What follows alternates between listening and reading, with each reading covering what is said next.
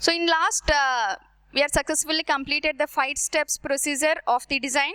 So let's start the detailed design of socket and spigot cotter joint. So let's start the, let's see the animation of socket and spigot cotter joint. As we know, the socket and spigot joint is having the 3 main components. Those are spigot, socket and cotter, right? So this is the spigot. The spigot is the dimensions, rod dimension is D and the spigot diameter is D2. So this is the D2 and this is the D. And here we have a slot for intersecting the cotter. And this is the socket.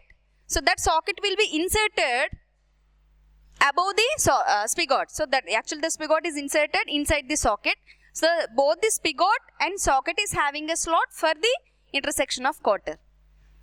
Right. So here we have a cotter. This cotter is having some taper insertion on one side and on other side is the in straight line manner. So this cotter will be inserted like this. So this is the complete diagram of socket and spigot cotter joint. The main components spigot, socket and cotter. Okay. So that is the complete animation. This is the socket spigot cotter joint.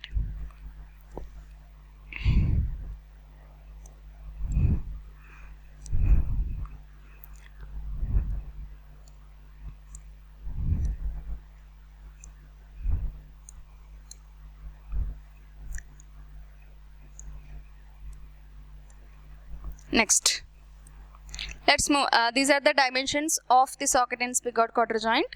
As we know, this is the complete assembly of the joint. D1 is the diameter of the rod. So this is the diameter of the rod. So see, this is the diameter of the rod. D1 is the outside diameter of the socket. So here we have a socket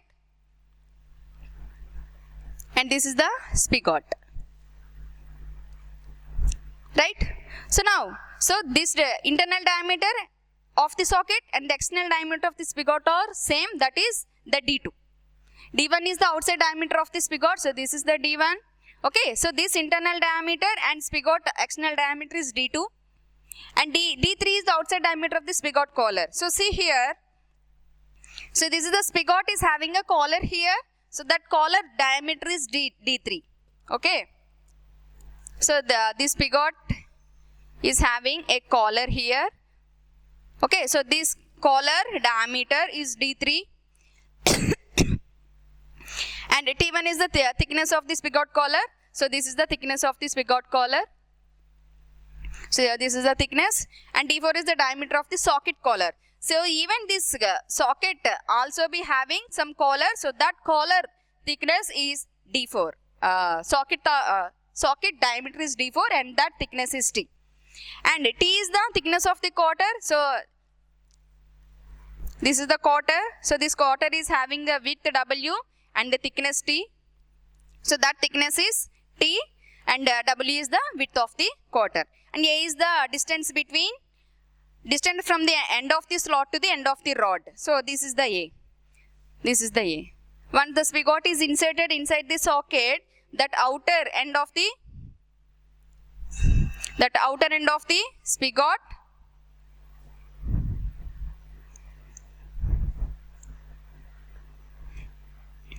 this outer end of the spigot and the end of the cotter, the distance is called as A. And this end of the socket to the end of the spigot is called as distance E. And the end of the spigot collar and the socket we called as C. And these are the detailed dimensions of a spigot and socket cotter joint. So let's start the design. So whenever we want to design any component, we just want to calculate the dimensions of each and every component. Why we want to design calculate the dimensions? Because we in design we just restrict the dimensions with the application of the load. So with that dimension, the dimension can bear that load. So we want to analyze the strength of the joint by using the dimensions of the each components. So first, whenever the failure may be occur because of the weak sections where the stress concentration factor will be more, there the failure will be occur at faster rate. So the stress concentration factor will be more where the areas will be less, and the areas will be the more what we called cracks. Whenever the cracks are there in a component, there the stress concentration factor will be more. Whenever the change in area, there the stress concentration factor will be more, and the area will be the less, there the stress concentration will be more. So whenever the stress concentration will be more, there the failure will be occur at faster rate. So we if we see this diagram, over the entire diameters, in which diameter is the lesser diameter? The lesser diameter is the diameter of the rod. So compared to all the diameters, the diameter of the rod is the smallest diameter. So when they applied the load here and here, where the area will be the less, there the stress concentration will be the more, and there the failure will be occur at faster rate. Okay, so first we want to we want to design the rod first.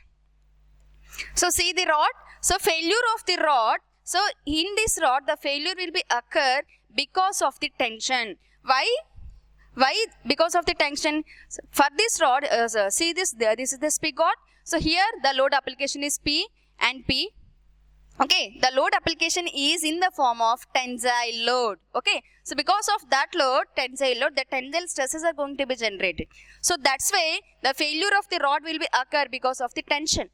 Okay, so now because of this load, where the failure will happen, where the area will be the less, there the failure will be occur. Okay, now because of this load, there may be a chance the rod will be fail like this because of the application of the load. Okay, so when we take the area will be looks like this. So that is the resisted area here. So this rod is having a diameter D, and the resisted area will be the A equal to the area of the circle will be the pi by 4 d square. Okay, so that is the resisted area. Okay, so resisted area, after the resisting area, we want to find the tearing strength of the rod. So we want to analyze the strength of the rod. So strength means ability to resist the load. Okay, so strength means we want to find the load condition. So as we know, stress is equals to load by area, and the strength of the material we want to calculate. So strength of the components means we want to calculate the load P. So P is equals to A into sigma, right? So this resisting area we are already calculated here. So that area will be the pi by 4 d square. Okay, and what is the stress? So the load application will be the tensile load. So because of the tensile load, which stress is going to be generated? The tensile stress is going to be generated. Okay, now the strength of the component is equal to pi by 4 d square into sigma t. So see here, the equating this load condition, the strength of the component will be the load, that is pi by 4 d square into sigma t, that is the tensile stress. So that is the design of the rod under tension. And the next component will be the spigot. So we want to design the spigot now.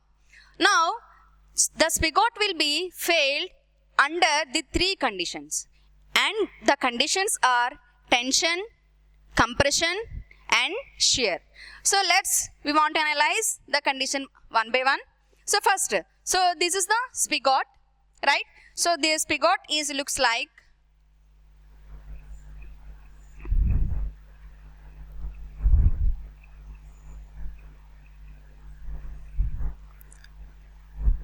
so spigot will be looks like this. So here we have a slot here, right? So this slot is for inserting the cotter. Now here we are going to apply the load P. Okay, so this load P is the axial load. So that axial load, it may be a tensile load or compressive load. Because of axial load, the three stresses are going to be generated. Those are tensile stresses, compressive stresses and shear stresses. So first find the condition under tensile load condition. So because of the tensile load, where the failure will happen? The failure will happen where there is less area, or where there is a slots, where there is a holes, or where there is a cracks. So in those conditions, the failure will be happen at faster rate. Now because of the axial load, we have a slot here, right? So under this slotted condition, the crack, the failure will be happened at faster rate. Now we want to analyze the area. So this is the load application, and because of this load, this may fail like this. Now we have to analyze the resisting area. So what is the resisting area? What is the resisting area? So we want to draw this area, circle with a rectangle hole. So we circle with a rectangular hole. Now what is the diameter of this spigot? So the diameter of this spigot is D2. Okay, so this is the D2. The diameter of the spigot is D2. And what is the thickness of the cotter? This thickness will be equal to thickness of the cotter, and that thickness will be the T. Now, what is the resisting area? So resisting area will be we want to take the circle diameter area, that is pi by 4 d2 square minus, from the circle we will subtract this rectangular slot. So that rectangular slotted area will be the d2 into t, right? So that will be the d2 into t. So this is the resisting area, right? So this resisting area will be formed, this failure will be formed because of axial force P. Now we want to find the strength of the spigot under the tensile condition. As we know, strength will be the area into stress. Now the load application will be the tensile load.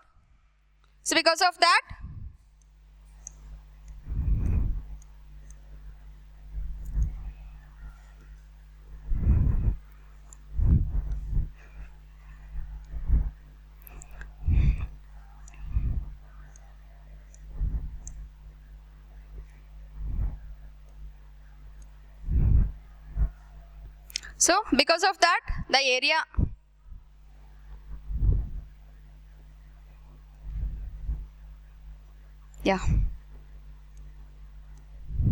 the area is, what is the area? Pi by 4 d2 square circle area minus rectangular area, that is d2 into t. So that is the resisting area.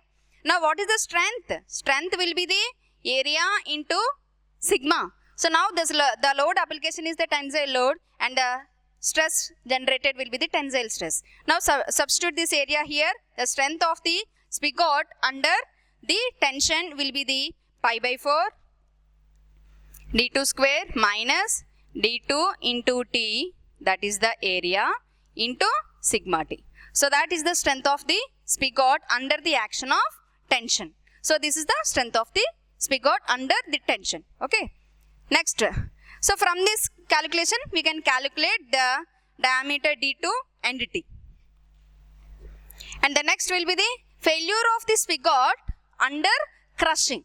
So how the crushing failure will occur? The crushing failure will occur in the form of powder, not in the form of crack or cracked condition. So the crushing will be occur in the form of powder. Now, so see this is the spigot. So here this is the load application P. Now because of P, here we are going to inserting the cotter. So this is the spigot slot, and we are going to inserting the cotter. So here we are going to apply the force P. So because of that force, there is some crushing in between the spigot slot and the cotter slot. So that crushing portion will be here. Okay. Now what is the resisting area here? So what is the area? This diameter is d2 and the thickness is t. Right. So this diameter is d2 and the thickness is t. Now this resisting area will be the d2 into t. Right. So that is the area. Area is equals to d2 into t. Now the strength of the spigot under crushing condition. So area into sigma c. Okay, so here the load application is the crushing load. So the stress will be the compressive stress or crushing stress. Now the strength of the spigot under the crushing condition are d2 into t into sigma c. So that is the strength of the spigot under the crushing condition. So from this we can calculate the d2 and t. there we can calculate the T2 and T. Okay, so here we just substitute the D2 and T and find out the value of sigma C. So now we just compare the sigma C value with the resisted allowable sigma C. If this sigma C value will be the lesser in given value, then our design is safe.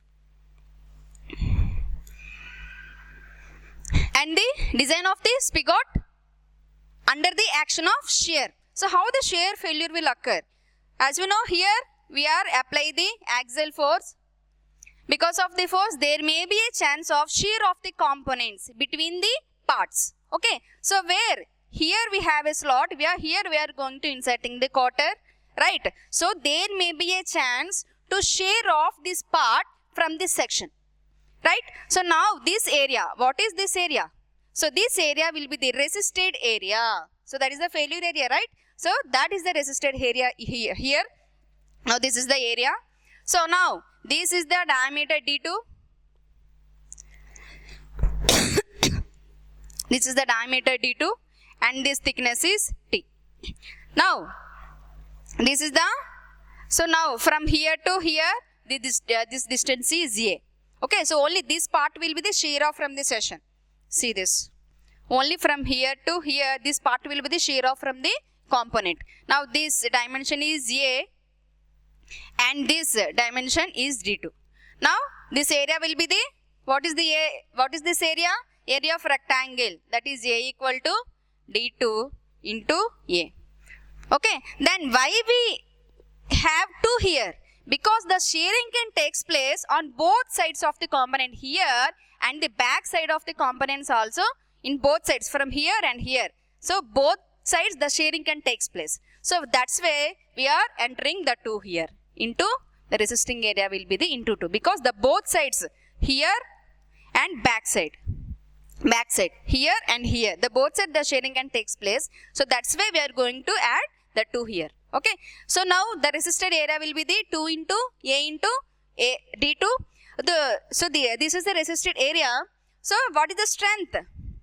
The strength will be the area into stress.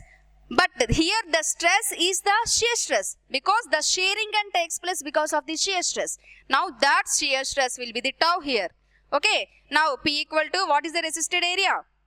D2 into A into 2, that is the area, into the stress will be the shear stress. So this is the strength of the spigot under the action of shear. Okay, so from this already we know D2. So from this we can calculate the dimension A.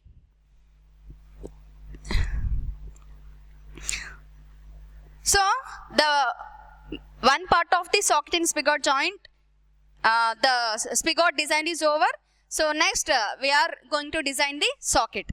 Now in socket, similarly like spigot, the socket also failed under the action of 3 stresses. And the 3 stresses are tensile stress, compressive stress and shear stress. So first we have to analyze the failure of the socket in tension across the slot.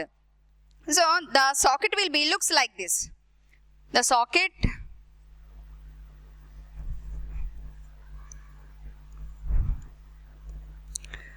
will be looks like this, right?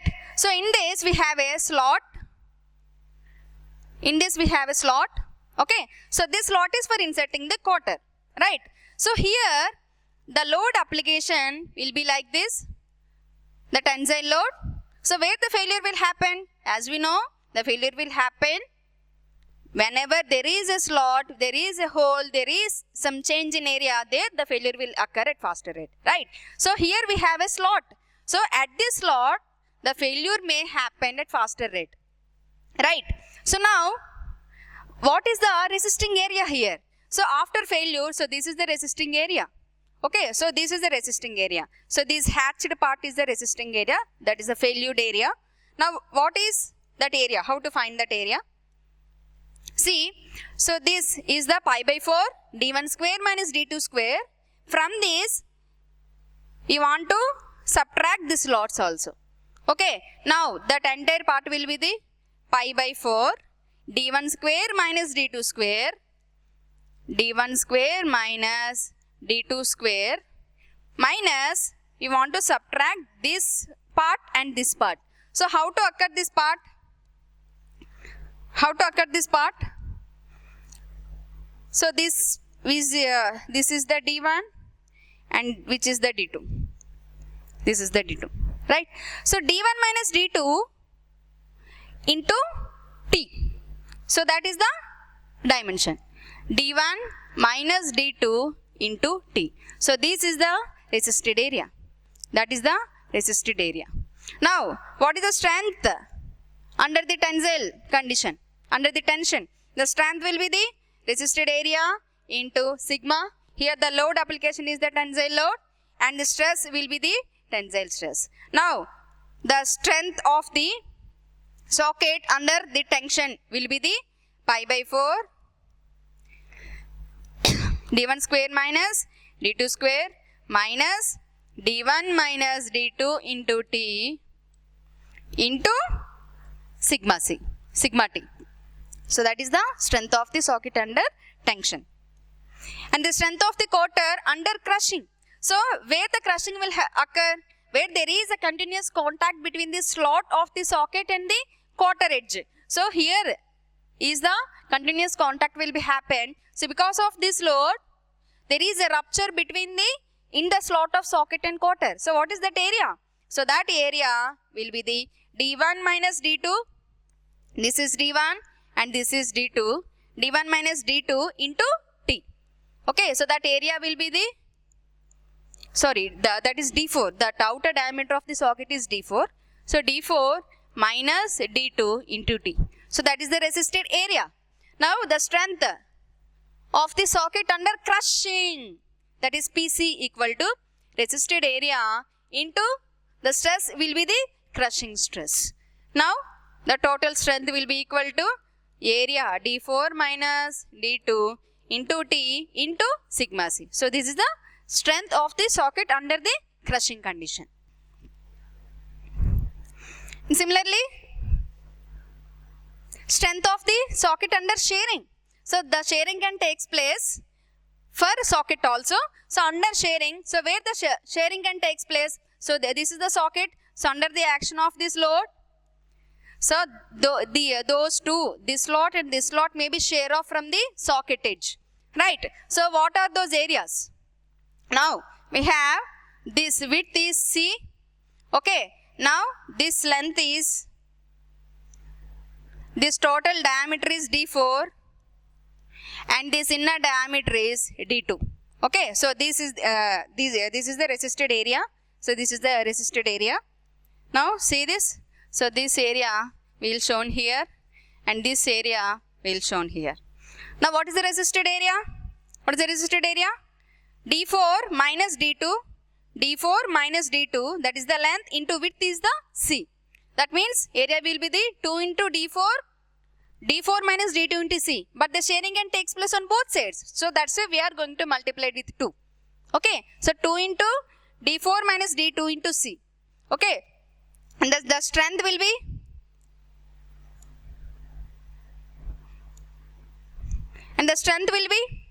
strength P equal to resisted area into stress. So here the stress will be the shear stress and the area will be the 2 into D4 minus D2 into C into tau. So this is the strength of the socket under the action of shear.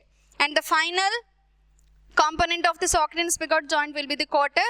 So the cotter may subjected to fail because of the shearing action. Now where the shearing can takes place. So this is the cotter. So this part of the cotter will be inserted in the spigot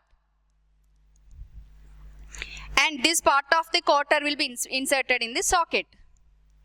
So on both the spigot and socket side we are going to apply the load condition. So there may be a chance to fail the socket under like this. So one part will be in socket, one part will be in spigot and these two parts will be the under socket. So here the failure will be occur along this area.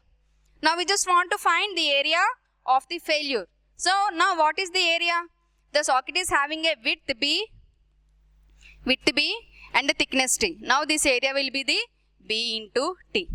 So this sharing on one side is B into T, but the sharing and takes place here and here. That means the double sharing will take place. So that's why into we are going to multiply it with 2. Right. So the strength of the joint. The strength P equal to resisting area into, here the failure will occur because of the shear stress.